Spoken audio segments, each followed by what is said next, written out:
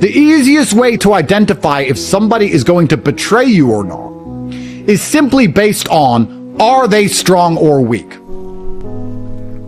On a long enough time frame, weakness will betray you. Every single time I have ever been too gracious to a weak person, I was betrayed. If you are friends with somebody weak, they will betray you. And it doesn't matter what they have a weakness for. If they have a weakness for gambling, they will steal your money. If they have a weakness for women, they'll try and sleep with your ex. If they have a physical weakness, then you cannot rely on them. So one of the best things about being rich is curating your life absolutely. And when you curate your life, by extension, you have to curate the people you spend time with. It's very difficult for you to keep the exact same people you currently spend time with and change your life. Because you either have to elevate these people along with you, many of which are not capable of elevation, or you would have to suppress certain qualities within these people, even if you believe it's for their own good, and you would be resented for it. So when you change your life, the people you spend time with has to change. But I will argue that when you become monumentally wealthy, and every single person who is tuning in right now, I believe has the potential to be extremely important and extremely wealthy. I believe in you, which means your mind is susceptible to my lessons. And I explain to you very openly and honestly how to win in the world, because I am a winner. When you are broke, you are forced to exist amongst people you don't want to exist amongst, to talk to people you do not particularly like, to work with people who do not agree with you. When you are poor, you are forced to interact. But when you become the A side of life, when you're at the absolute upper echelon, you can set the world on fire and ignore them. It doesn't matter. Your money is secure, your family is secure, your life is secure. It doesn't matter how mad people get at you, and it doesn't matter that you do not interact with these people. So I have some standards for who I talk to and why. And one of those standards is in relation to strength. And I'm gonna, from a position of authority, because I don't owe you any kind of explanation, explain to you why I do not like weak people. If you're weak and you're trying to get stronger, that's forgivable. But the people who remain weak or who pretend that physical strength is not important are the worst people. So we're going to talk about what I have in my experiences from weak people, what happens when you interact with weak people, and what I would predict for the future based on my previous experiences. And I hope you can all learn something about this, and hope you can learn something and curate your circle and curate your life accordingly. The simple explanation for why I have a disdain for weak people is that they are liars. And anybody inside of your internal circle should never be a liar. You can have people who disagree with you.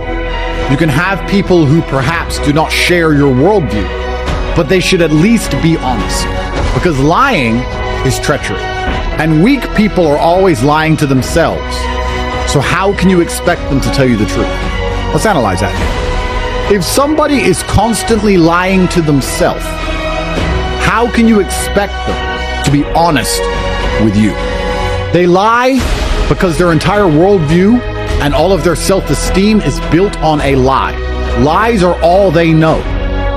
Weak people will pretend that strength is not important. This is a huge leap. This takes incredible courage. They say, we don't live in the caveman days. You're right, we don't. It doesn't matter, but it does matter, and we're going to discuss why it matters. But the fact that they will bend reality to avoid them having to put in some effort is actually a huge red flag. When I see somebody who is not strong and not interested in getting strong, I know that their word doesn't mean anything because they've been lying to themselves their entire life.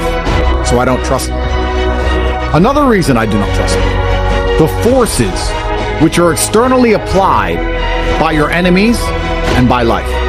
Meaning they are likely to betray you. If your friend is strong and he is dragged into a police interview, he is less likely to bend, break, or sell you out than if he was weak because a weak person is afraid of persecution. A weak person is afraid of consequences. So a weak person is more likely to bend and break in the scenario as opposed to a strong person. A strong person knows they can handle. They understand that being honorable will be rewarded karmically by God, and they can handle the consequences of doing that. If you can't handle the consequences of being honorable, how can you ever be expected to act honorable? So weak people are great when everything is great, but they are useless when times get hard. And ask yourself, do you want friends who are great when things are great? Or do you want friends who are there when times are hard? If your life's already going well and everything's going great, what do you need them for? You want to go drinking? You want to party? You want to laugh? You want to be a bunch of clowns and achieve very little? Because when times are going well, when everything is perfect, that's when you enjoy the hedonistic side of life. You don't grow as a person. Often you don't achieve so much. You're only achieving and growing as a person during the most difficult times in your life. When things are going perfectly, that's when it's all just a clown show. Do you want friends who are capable clowns, but are completely useless in a war? If you do, then perhaps you are that type of person, because birds of a feather flock together. If you're the kind of person who thinks it's okay to have friends which are only useful during the best times of your life for entertainment, and provide no utility during the worst times in your life, then perhaps you are one of those types of people. Another reason I don't like weak people is they're broadcasting to the world that they lack discipline. Because the great thing about strength is that it's actually very easy to achieve. You don't need any fancy program. You don't need any fancy lesson. You need to pick something up and put it down over and over until you project strength. Truthfully, anybody knows what it takes to get strong. So let's analyze as professionals. If everybody understands what it takes to get strong, and they understand that they are viewed differently for being strong, and that they are viewed in a positive light for being strong, and still refuses to become strong, they are telling you that they lack dedication. They lack the motivation required to do hard things.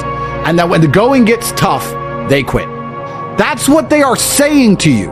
And you can instantly see it, whether they want to say it or not. That's what they broadcast permanently. It doesn't matter if it's a business discussion. It doesn't matter if it's a fitness discussion. It doesn't matter. When you see a big, strong man, you know he has at least the qualities of dedication. You know he is prepared to push past a certain point where most people would quit. You know he's the kind of person who understands how important it is to be seen in a certain way, so they're protective of their reputation, that they're proud of themselves. If I was obese, saying the exact same things I was saying to you, you wouldn't listen. You are here because you know I understand the tenets of strength, and I understand the tenets of discipline. In your circle that is struggling with an addiction, as a good friend, perhaps you can try and help them. But if they continue to struggle with this addiction, if their mind is so weak that they are controlled by this substance, whatever it is, will they sell you out for this substance sooner or later? Why are you trying to help this person and have this monumental liability near you?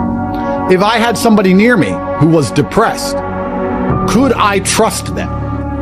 Could I trust them if things got hard? Could I trust them with money? Do you think they're going to do the right things for me and my life and our mission? Can you trust somebody who cannot control their own mind? There are people out there which are so mentally weak, they will think of a thought, and that thought will destroy them. They will have a thought that they create in their own mind themselves. It's in their head. And instead of turning it off or fixing it, they will allow it to fester to the point where their body and their life degrades, and they will be defeated by their own thought.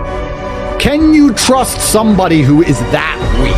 I would argue, over knowledge, you want intention and work ethic. If you said to me, Andrew, we have to do something difficult. We have to become marine biologists. This person is already a marine biologist or has a good knowledge of marine biology, but is overweight and lazy. This person knows nothing, but is a professional fighter and all he's ever known is hard work. I'd choose the hard worker. We can catch up on the knowledge. Over time, the hard work compounds. That's why I've never lost. I've launched companies I know nothing about. Elon has put rockets in space. He knew nothing about rockets, but he works hard. Hard work over knowledge in all ways, all the time. So when you find people who are not prepared to work hard, what does that say about them? Do you need them in your life at all, ever? Life is risk reward. As a professional, and I try and explain this to people all of the time, you have to make decisions for risk reward. If there is a 10% reward for said action and a 5% risk, then it's worth it. If there is a 4% reward and a 5% risk, it is not worth it. So risk reward, a weak friend is giving you what? Entertainment. Well, the world's pretty entertaining now. You should be very busy. You shouldn't need entertainment. So the reward is quite low, but the risk is monumental. Because if these people decide to betray you, you'll be monumentally surprised by how far a weak man will go for a little bit of money or a little bit of pussy. You'll be extremely surprised. And by extension, by logical extension, why you would be prepared to be seen as weak, knowing that people who understand this about the world no longer trust you.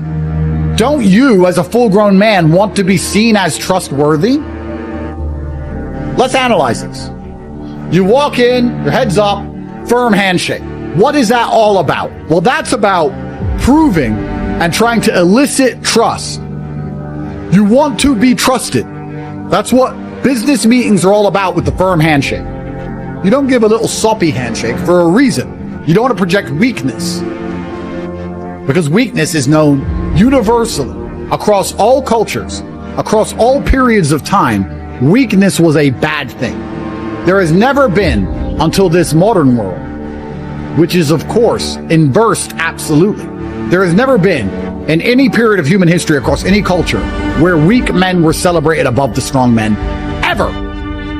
It has never been respected. It has never been good, ever. And you're choosing that team. Why?